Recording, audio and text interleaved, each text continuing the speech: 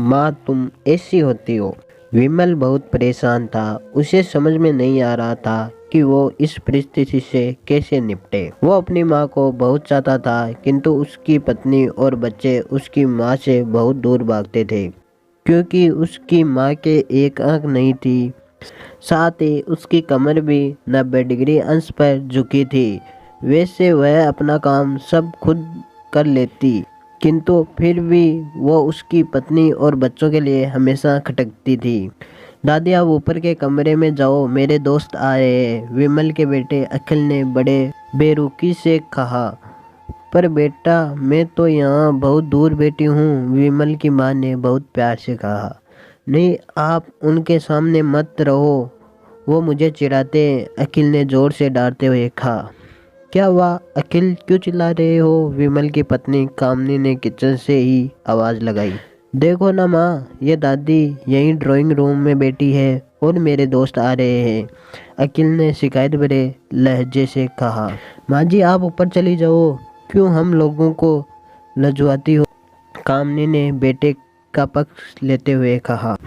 बेचारी सरस्वती चुपचाप उठकर जीने के सहारे ऊपर जाने लगी। कमर झुकी होने के कारण उन्हें ऊपर चढ़ने में बहुत परेशानी हो रही थी, किंतु वो पूरी ताकत से ऊपर के एक अकेले कोने वाले कमरे में जाकर बैठ गई।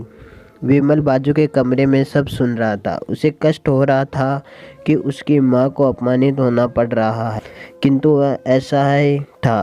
अगर वो कुछ कहता तो पत्नी और बच्चे उसका विरोध करने लगते।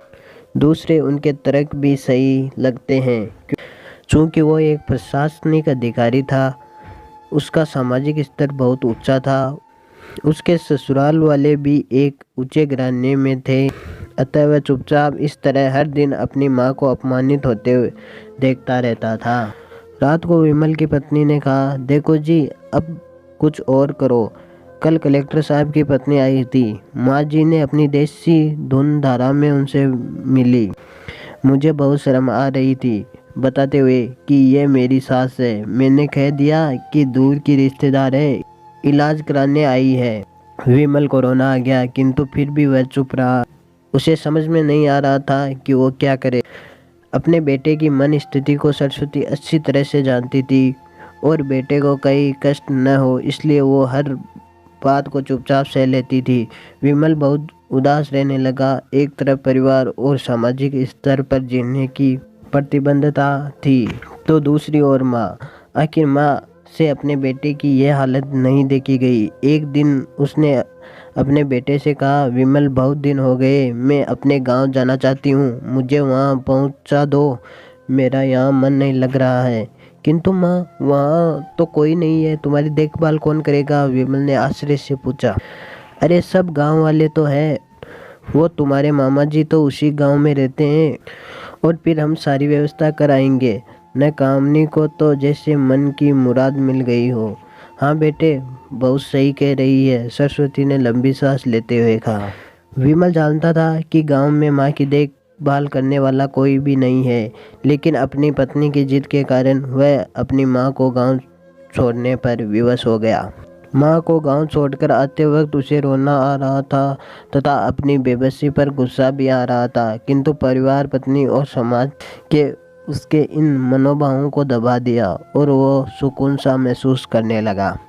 कुछ दिन बाद उसके चाचा जो अमेरिका में रहते थे आने वाले थे।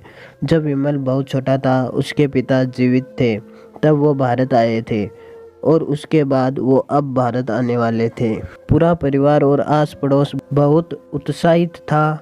अमेरिका से विमल के डॉक्टर चाचा आ रहे थे। डॉक्टर रमेश ने जैसे ही घर में कदम रखा, सबने मिलकर बहुत उत्साह से उसका स्वागत किया। क्यों विमल, भाभी नहीं दिख रही है, कहाँ है? डॉक्टर रमेश ने उत्सुकता पूर्वक पूछा।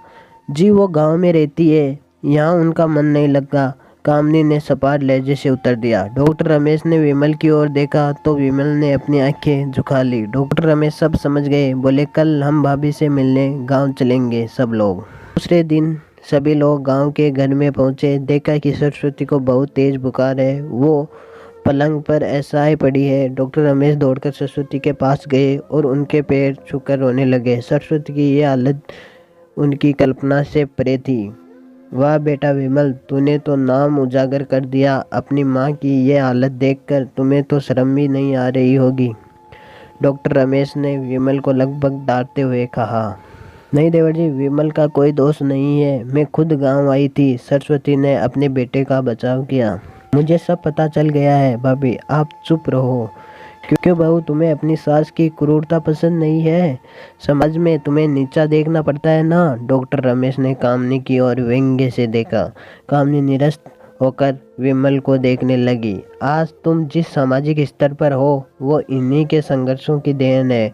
और बेटा विमल, तुम्हें शायद मालूम न हो कि बचपन में जब तुम 1 साल के थे तब छत से गिरने के कारण तुम्हारी एक आंख फूट गई थी और तुम्हारी रीढ़ की हड्डी में भी समस्या थी। जब तुम्हारी इस कुरूप माँ ने अपनी एक आंख और अपना बोन मेरो तुम्हें देखकर इतना सुंदर स्वरूप दिया। कामनी बेटा, इतने सालों तक संघर्ष करके बेटे को प्रशासनिक अधिकारी बनाने वाली इस संघर्षशील औरत की तुम लोगों ने यह दशा कर दी, तुम्हें ईश्वर कभी माफ नहीं करेगा। डॉक्टर रमेश की आंखों से अश्रु जलधारा बह रही थी।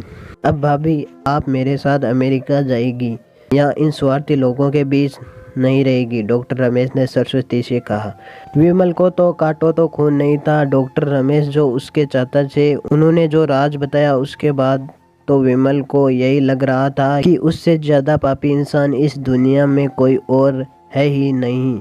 वह दौड़ता गया और माँ सरस्वती के कदमों में लिपट गया। माँ, मेरा अपराध अक्षम्य है।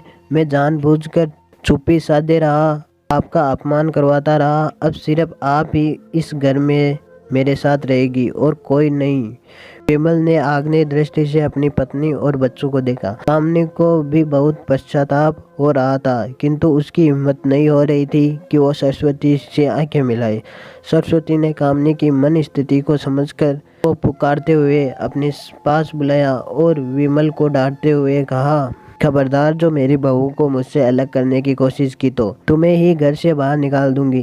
कामनी और बच्चों ने सरस्वती के पैर पड़ते हुए अपने व्यवहार पर माफ़ी मांगी और माँ के हृदय ने सबको माफ़ कर दिया। दोस्तों, उम्मीद करता हूँ कि ये स्टोरी आपको पसंद आई होगी। इस स्टोरी के संबंध में आपकी क्या राय है हमें कमेंट करके ज़रूर बताएं और चैनल पर नए हो तो चैनल को सब्सक्राइब ज़रूर करें। धन्यवाद।